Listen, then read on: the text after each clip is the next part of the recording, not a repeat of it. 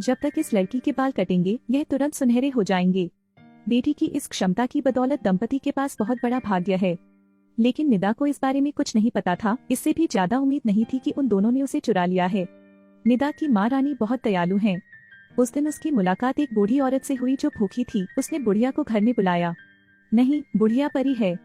वह एक चमत्कारी बच्चे को जन्म देने की कामना करते हुए रानी को मीट बॉल देती है। रानी ने सोचा कि यह सिर्फ विनम्र शब्द हैं, इसलिए उन्होंने इसे खा लिया और उन्हें धन्यवाद दिया। लेकिन बुढ़िया का कहीं पता नहीं चला। रानी को दोबारा गर्भवती हुए ज्यादा समय नहीं हुआ था। उसने एक बच्ची को जन्म दिया। रानी के जाने के ठीक समय पर सविका मिलने आती है। सविका बच्चे के बाल काटती है, लेकिन उसने पाया कि यह सोने में बदल गया। जिज्ञासु, उसने इसे मूल्यांकित करने के लिए लिया और यह असली सोना था।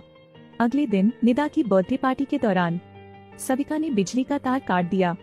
शाम को बच्चे को ले जाएं। जब तक रानी ने प्रतिक्रिया दी तब तक बच्चा गायब हो चुका था। सविका उसे दिलासा देने का नाटक करती है। वह घर आई और तुरंत निदा के बाल काट दिए, लेकिन बाल अचानक झड़ गए। सविका बेहद गुस्से में थी। निदा के बाल बढ़ने लगे, उन पर हमला भी कर दिया। वे एक कोने में छिप गए। निदा टेबल की ओर देखती है। सविका को अचानक पता चलता है कि निदा भूखी है।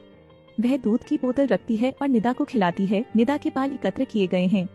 निदा को चुप देखकर सविका ने फिर से अपने बाल कटवा लिए। इस बार यह शुद्ध सोने में बदल गया। सविका बहुत खुश हुई। वह निदा को रात में भगाने के लिए एक ऐसी जगह ले गई जिसे कोई नहीं जानता था। रानी अब अपनी बेटी की तलाश कर रही है, लेकिन उसका कोई सुराग नहीं मिल रहा है। निदा बड़ी हो जाती है और सविका को भी उसके बालों का राज पता चल जाता है। अगर निदा बीमार या उदास है तो उसके बाल काट दिए जाएंगे। अगर वह नाराज हो गई तो उसके बाल हथियार बन जाएंगे, क्योंकि निदा का हर बाल सोने का हो जाता है। उन्होंने निदा को दिलासा देने की पूरी कोशिश की, क्योंकि निदा को स्वस्थ रहने के लिए सभी भोजन साफ और ताजा होने चाहिए। निदा को हमेशा खुश रखने के लिए उन्होंने एक नानी को आमंत्रित किया और एक बात करने वाला तोता खरीदा। लेकिन इतने लंबे समय तक कैद के जीवन ने उन्हें बाहरी दुनिया के बारे में जानने के लिए उत्सुक बना दिया। जैसे जैसे निदा परिपक्व होती है, उससे निपटना भी अधिक कठिन होता है। उसे खुश करने के लिए सविका बस उसे वापस राजधानी ले जाने के लिए तैयार हो गई। 18 साल में निदा का यह पहला दौरा है, लेकिन वे दोनों मुश्किल में पड़ गए। निदा बेहद उत्साहित थी, लेकिन उसने जो तोता उठाया वह उड़ गया। निदा ने पीछा करने के लिए हड़बड़ी की। तोते को एक लड़के ने उठा लिया।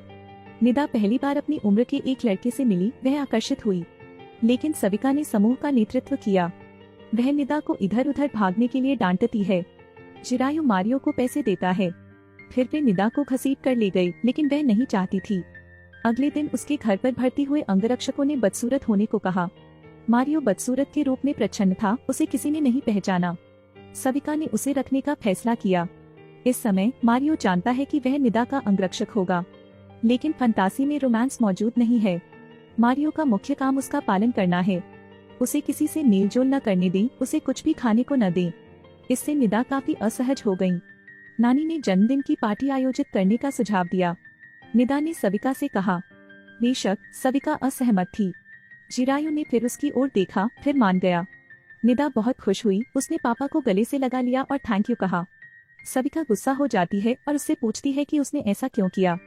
चिरायु का कहना है कि निदा बड़ी हो गई है, उसके बालों के बारे में बात करने का समय। लेकिन सविका असहमत है। उसे डर है कि निदा खुद के खिलाफ हो जाएगी। चिरायु का कहना है कि निदा पहले से ही उन्हें असली माता पिता मानती हैं, कोई समस्या नहीं होगी। लेकिन सविका बहुत सुसंगत है। उसकी नजर में सिर्फ सोना है। वह कोई परेशानी नहीं चाहती। लेकिन मुसीबत जल्दी आ गई। अगले दिन वह हेयर सैलून गई और रानी से टकरा गई। सविका तुरंत हतप्रभ रह गई। उसने बहाना बनाया और चली गई, लेकिन वह अपना क्रेडिट कार्ड स्टोर पर भूल गई। संयोग से यह दुकान रानी चलाती है। सविका ने अभी सदस्यता कार्ड बनवाया है और अपना फोन नंबर और पता छोड़ा है। रानी और उनके सहयोगियों ने सविका को सरप्राइज देने के लिए घर जाने का फैसला किया। संयोग से बर्थडे पार्टी में रानी का ग्रुप सविका के लिए एक सरप्राइज लेकर आया। परी ने महिला के पेट पर हाथ फेरा। उसके बच्चे के बाल तुरंत सोने में बदल सकते थे। लालची दोस्त बच्चे को उठा ले गया। सालों बाद वे फिर मिलते हैं। रानी सविका को सरप्राइज देना चाहती है। वह अपनी बेटी के साथ फिर से मिल जाती है जो 18 साल से लापता है। सविका जल्दी से उन्हें अलग करती है। सभी को जल्दी से खाने के लिए बुलाती है। रानी ने निदा को बहुत करीब से देखा। इतने सारे मेहमानों को पहली बार देखकर निदा बहुत खुश हुई। पार्टी खत्म हुई। रानी ने सविका का हाथ पकड़ लिया। घर आकर उसे फिर अपनी बेटी की याद आई। उस साल घर का नौकर कहता रहा कि बच्चा पानी में गिर गया और मर गया। सविता भी रानी को गले लगाती है और उसे दिलासा देती है, लेकिन रानी ने मान लिया कि बच्चा अभी जीवित है। इस मुलाकात ने सविता को बेचैन कर दिया। चूंकि यह पार्टी नैनी ने बनाई थी, इसलिए वह नैनी को लात मारकर बाहर निकालना चाहती थी। निदा अपनी पूरी कोशिश करती है, लेकिन सविता का रवैया सख्त है। नानी को पीछे जाते देख निदा ने अपनी माँ से अपना मन बदलने के लिए विनती की। सविता निदा को चुप रहने के लिए चिल्लाती है, लेकिन निदा भी गुस्से में थी। उसके रोंगटे खड़े हो गए। निदा के बालों को नाचता देख सविता डर जाती है। वह निदा से माफी मांगती है।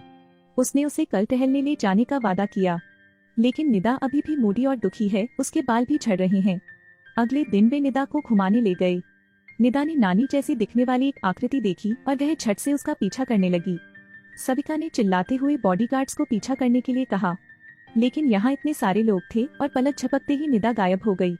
निदा ने गली में पीछा किया, लेकिन पाया कि वह गलत है। वह सड़कों पर घूमती रही। मोड़ पर उसने फिर से मारियो का सामना किया। मारियो आज छुट्टी पर है, इसलिए उसने मेकअप नहीं लगाया है। निदा उसे देखती है, याद करती है कि उसने उसके तोते को बचाया था। वह खुश है। वह मारियो से नानी को खोजने के लिए कहती है, लेकिन वह उसे घर ले जाने का इरादा रखता है। निदा फिर से खुश नहीं है। उसके बाल स्वतः ही मारियो से टकराते हैं। मारियो ने उसके सख्त रवैये को देखा, या शायद फिर से पिटने का डर था, इसलिए वह उसकी मदद करने के लिए तैयार हो गया। वे उस गांव में गए जिसका उल्लेख नानी ने किया था। निदा ने अलग होने का फैसला किया, लेकिन निदा को अपराधियों के एक समूह ने रोक दिया। निदा को इससे पहले कभी इसका सामना नहीं करना पड़ा था। वह डर गई और भाग गई। उन्होंने उसका पीछा किया और उसे सुनसान सड़क पर धकेल दिया। निदा अपना चेहरा ढक कर बैठ गई। वे हंसे। अचानक निदा के बाल हिल गए। खुद को अपराधी के चारों ओर लपेट लिया। उन्हें जमीन पर पटक कर पीटा गया। जब निदा शांत हुई तो उसके बाल पहले जैसे हो गए। मारियो भी आता है। उसने सोचा कि मारियो ने अपराधियों का पीछा किया है, इसलिए उसने उसे गले लगाया। मारियो सुनता है कि नानी चली गई है और निदा को अपने परिवार को बुलाने की सलाह देती है। इससे पहले कि सविता अपना मुंह खोलती, निदा ने कहा कि अगर उसे नानी नहीं मिली तो वह वापस नहीं आएगी। इतना कहने के बाद फोन रख दो। उस रात वह मारियो के घर पर रुकी थी। अमीर थेनकिम पहली बार बाहर गए थे और उस रात एक आदमी के घर रुके थे। परिवार के बदसूरत अंगरक्षक ने उसे पाया और उसने अपनी नाक काट ली। मारियो अपनी पहचान स्पष्ट करता है। निदा घर नहीं जाना चाहती। निदा के आंसुओं को बारिश की तरह देखकर मारियो उससे सहमत हो गया। अगले दिन वे मॉल गए और यहाँ नानी से मिले। निदा उसे गले लगाने के लिए दौड़ पड़ी। यह पता चलता है कि नानी को विदा करने के बाद रानी को अंदर ले जाया गया। निदा लगातार धन्यवाद। रानी को अपनी बेटी की याद आती है। वह सभी के देखने के लिए तस्वीर निकालती है। निदा ने बचपन में कभी अपनी तस्वीर नहीं देखी। माँ बेटी एक दूसरे को नहीं पहचान पाई।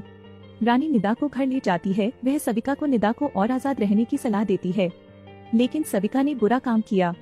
उसने कहा कि वह निदा की रक्षा करना चाहती है, रानी की तरह अपने बच्चों को खोने के लिए नहीं।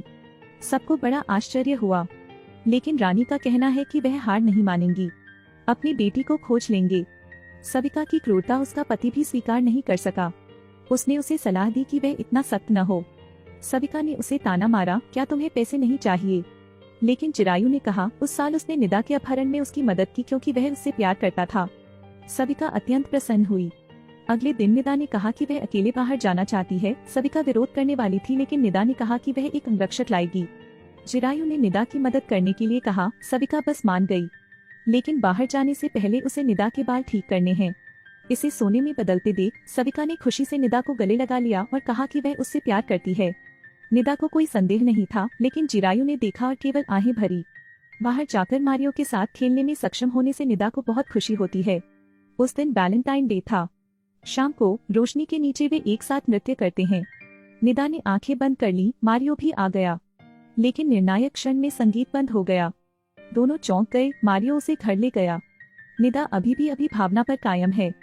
वह नानी से लिपट गई। नानी हैरान है। उसे यकीन है कि निदा को प्यार हो गया है। निदा नहीं समझती, पूछती है कि क्या यह बुरी बात है। नानी ने कहा कि यह बुरा नहीं था, लेकिन अपनी माँ को बताना मुश्किल होगा। अभी सविता दरवाजे के बाहर कान लगाकर सुन रही है। अगले दिन वह मारियो के घर का पता लगाने के लिए निदा के पीछे गई। सविता को नहीं पता कि मारियो उसका अंगरक्षक है। जब वह घर पहुंची तो उसने एक फोन किया। मारियो को चोट पहुंचाने के लिए किसी को किराए पर लें, उसे जेल में डाल दें। चिरायु को लगता है कि सविता बहुत ज्यादा है। वे राजधानी छोड़ने वाले हैं। मारियो को जेल में डालना अतिशयोक्तिपूर्ण है, लेकिन सविका कहती है कि वह मारियो को नहीं बख्शेगी, किसी को भी निदा को चोरी नहीं करने देगी। निदा को सब कुछ सुनाई दे रहा था। वह सविका से पूछती है कि मारियो को जेल में क्यों डाला, क्या उसे स्वतंत्रता और प्रेम नहीं हो सकता। सविका ने उसे आज्ञा मानने के लिए कहा, अपने कमरे में जाओ। निदा से रहा नहीं गया, क्रोध आया। उसके बाल घर के फर्नीचर में लिपटे हुए थे और उसके टुकड़े टुकड़े कर दिए। इतने में रानी एक तोहफा लेकर आई। सामने के दृश्य ने उसे झकझोर कर रख दिया।